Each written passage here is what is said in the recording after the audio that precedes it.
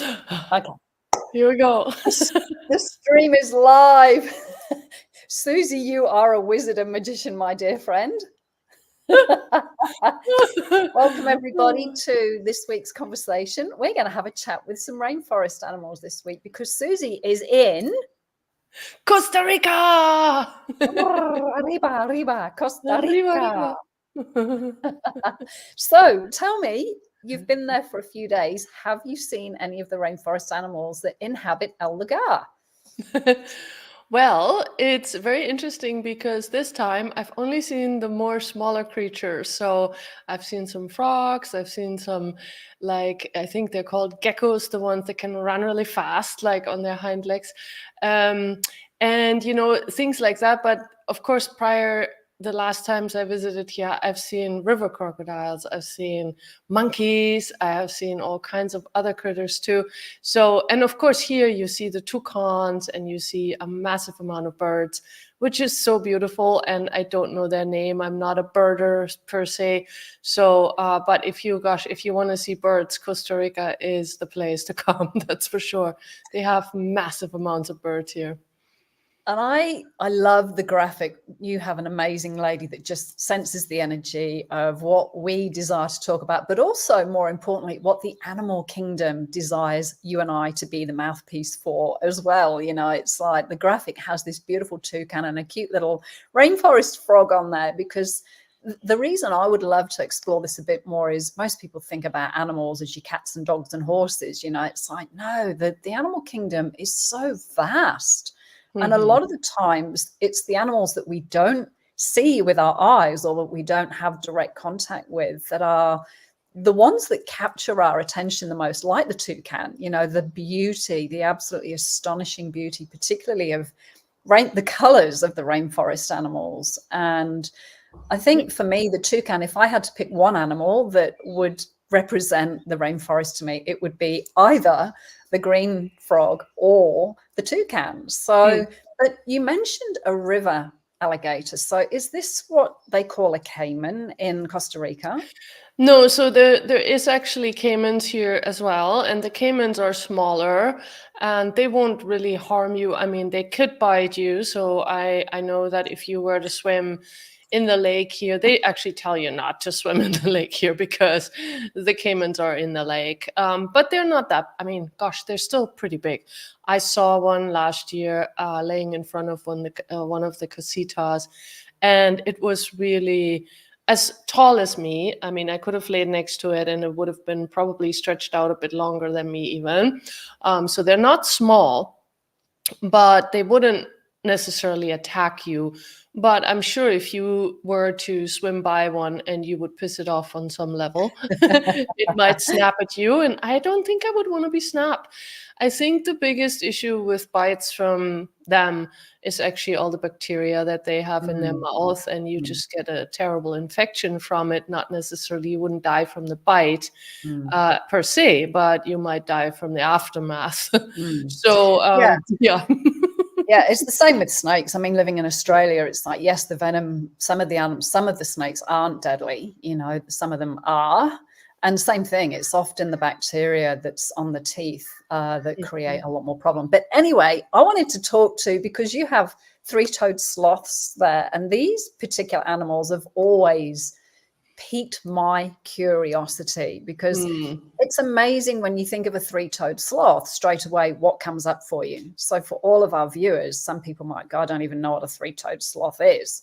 What is a sloth? What does it look like? Why does it only have three toes? But it's more like I was saying earlier, the curiosity that those animals pique to us, because they're wild, they're in the trees, they live in environments that we wouldn't probably come across every day unless you chose to visit somewhere like a rainforest.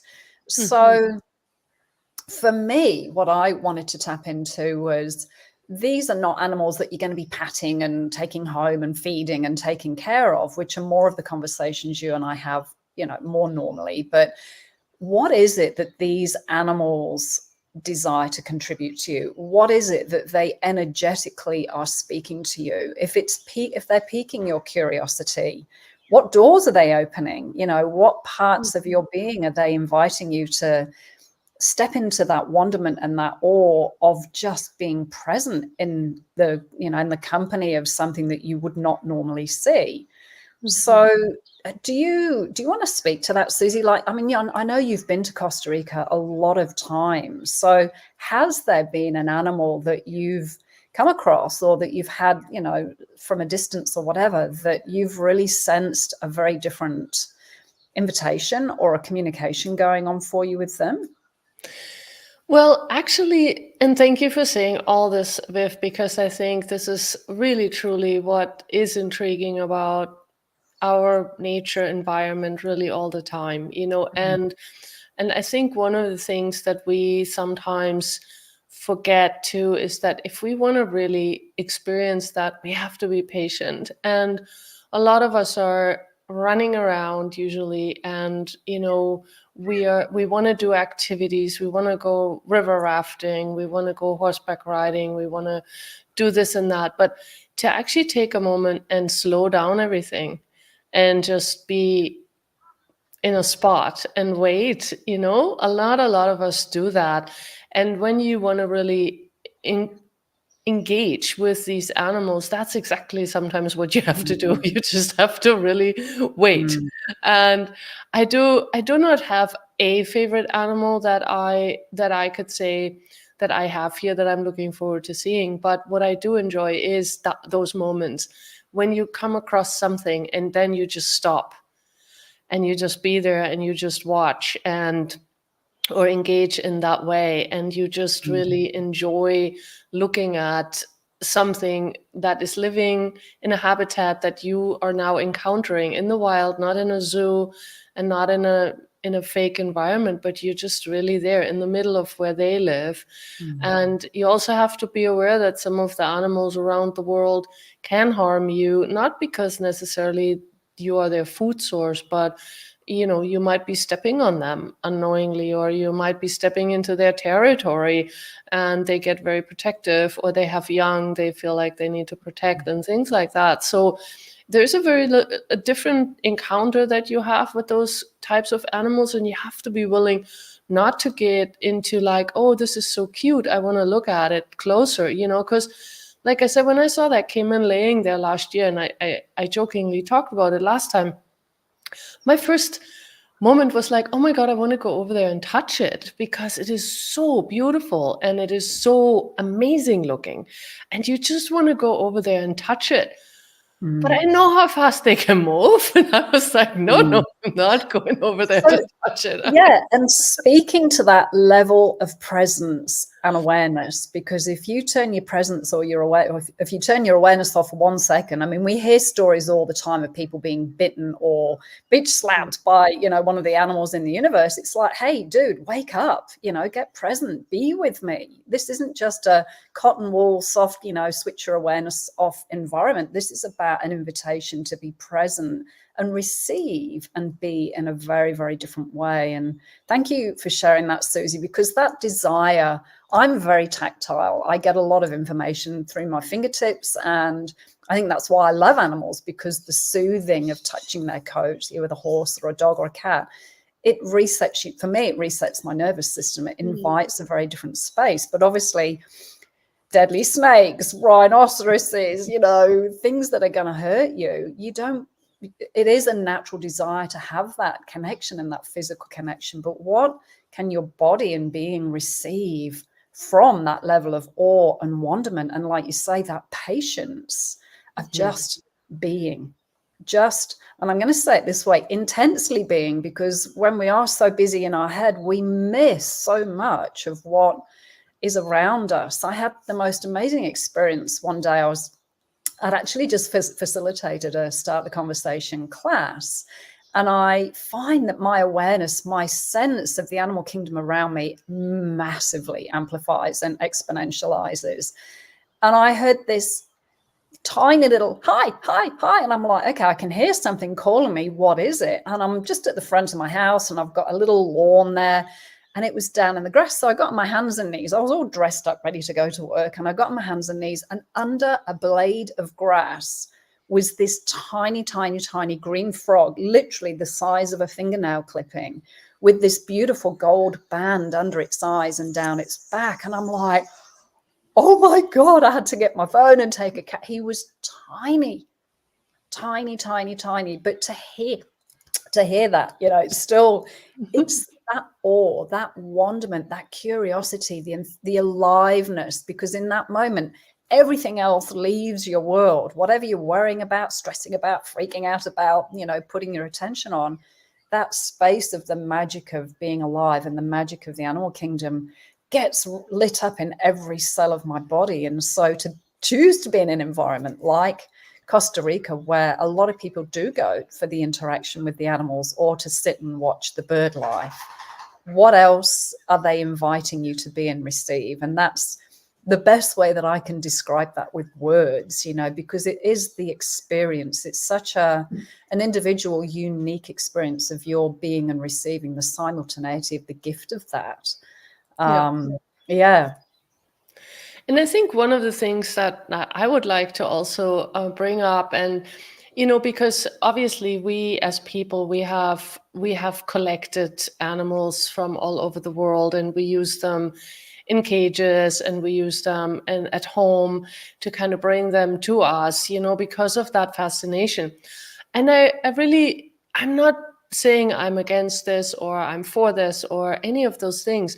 I just wish we would really ask the individual animals if that's the life they would like to choose. And, you know, because even in a zoo too, there are some animals that do really well and others really don't. And my sense is always that we could have really approached it in a different way. You know, is there a possibility that we could talk to these animals and show them like, hey, would you like to have a zoo life? Because of course a zoo life is a different life. And some of those animals really enjoy the interaction with people, and they really enjoy that lifestyle where they're being fed and they don't really have to fend for themselves, and all of that is taken care of. And yet there are some animals that are like, no, you know, I don't enjoy this. I want to be out there in the wild. I don't enjoy being here in captivity. And, you know, and again, you know, some other animals thrive, you know, and they love it. So I just want to also open that door, because we have sort of that intense desire to take things home with us, you know, and you all know what I'm talking about because you've had it too. You know, just admit it. You know, you saw something beautiful and you want to take it home. And so many times that's really probably how all that got started, because people were like, oh, I wish I could take that lion home with me. Oh, let's build a zoo for it. You know, so this is the kind of but this is also where we are actually recognizing and acknowledging the contribution that these animals are to us, because why else would we want to take them home? Because there is something that we have as a connection and as a receiving from them that is unusual, and that is something that's intriguing to us and something that we really desire. So how can we have that regardless of how far the animal is away from us? You know, what if it was possible to receive from an animal in Costa Rica, even though you might have never been here? How could you allow that to happen? You know, so yeah, I just had to throw that in there. Yeah. And that's another great point too, because, you know, I think we tend to collapse into our own tiny little world, and we live within this, our own ecosystem, and we do cut off our receiving and our awareness. And that, what you've just suggested there, Suzy, of, you know, expand your awareness right now, reach out to Costa Rica, even if you've never been there, the plains of Africa, you know, the polar bears in Alaska, or wherever it is, we can receive the energy and the presence of those beings in our life, whether we're with them physically or not. And it was interesting when you were just talking, because taxidermy just jumped into my head, and I went, oh, okay.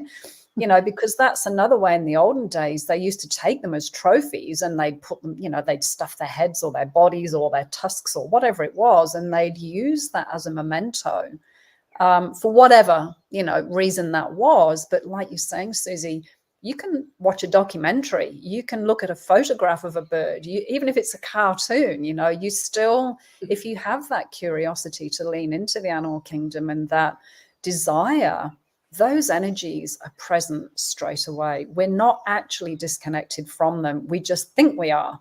And this, again, is one of the gifts of talking with animals or expanding your awareness to include all the animals in the animal kingdom, that everything, every molecule is consciousness. Every particulate of an animal is consciousness that desires to give to us and give to our bodies. But we have been so conditioned or so disconnected from that, rather than, well, what can I receive from the animal kingdom today?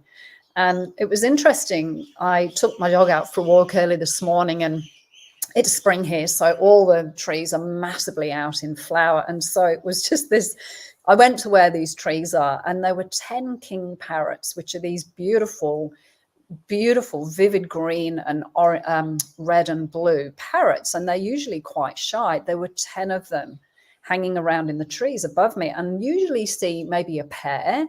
And I just stood there, same thing, in absolute awe of looking at these birds and how they were contributing. So even though I hadn't asked physically, hey, birds, will you show yourself to me? Will you sing for me? Would you come into my vision? You know, would you show yourself to me? Which is what I do a lot of the times when I'm out on a walk. I'll ask the animals to come and show themselves to me. Be aware that there are snakes around. But that happens every single time when I have that reach and that ask and that desire, not from need and control, and just having that patience. And I think patience is, I know it's one of the elementals that we talk about, having that patience. And what do animals teach us? To be able to, like you say, be present and disconnect and get out of that need or that rush or the need to prove or all of that stuff that we get hooked up in. So yeah, I think the animal kingdom, and especially the rainforest animals, do hold that precious kind of, because a lot of them are, you know, facing extinction, or we know that they're endangered species. So for those of us that know how to contribute to the animal kingdom by receiving them, what else could we be to invite them to thrive beyond whatever's going on with their environment, or whether they're being hunted or, you know, their environment's being taken from them. What can we contribute without a point of view right now to their bodies, to their environment, and to more gifting and receiving? Totally. And, you know, you kind of just brushed over that. And I just want to say this. I want to pick that one thing you said, and I want to pick it out and say it again. What if we actually were contributing more while receiving than in any other way? Because a lot of times too, when we're thinking that we have to give something to nature, to the earth, that it is about that, you know, I have to give something, and which often means I have to give up myself to now give something, right? But that's exactly the opposite. The earth actually is asking us, nature is asking us to receive. And in that receiving is the gift. And that's what we so often really don't get. You know, that it's so often not about what can I do today, but really more like, oh, can I receive today from the earth? And it's incredible. The earth, the nature, the animals, it doesn't even matter, but just receiving. And so that's actually something I would like to just pull out of that, what you said there, Viv, because I think a lot of people don't realize how important that piece is. And that actually even goes for your own animals at home. What if you turned a bit more the receiving up, you know, instead of always thinking you have to take care of everything, but to just actually receive from them? You might start to get a little bit of a different relationship with your animal when you start to pay attention to that. And that might ripple effect in have a ripple effect in every other area of your life. Who knew? Expanding your receiving. I love Alicia's just put on here. Sloths have their own ecosystem living on their backs. Fungi, moss, and so many species living on them at once. Wow. Yeah, so much to the animal kingdom. Thank you, Suzy, from Costa Rica. Thank you, everybody, for joining us. And who knows what we're going to be talking about next week. Will you still be there this time next week? Yes. it's actually a day earlier. We have to do it a day earlier than today, then I will still be here. And who knows, maybe I will even find something that I can share with you guys. Suzy might have a caiman on the live next week. Hey, Anything's possible. truly. Thank you, Suzy. Thank you, everybody, for joining us. And stay tuned for the same adventures with animals next week. Thank you, Viv. Bye, everybody.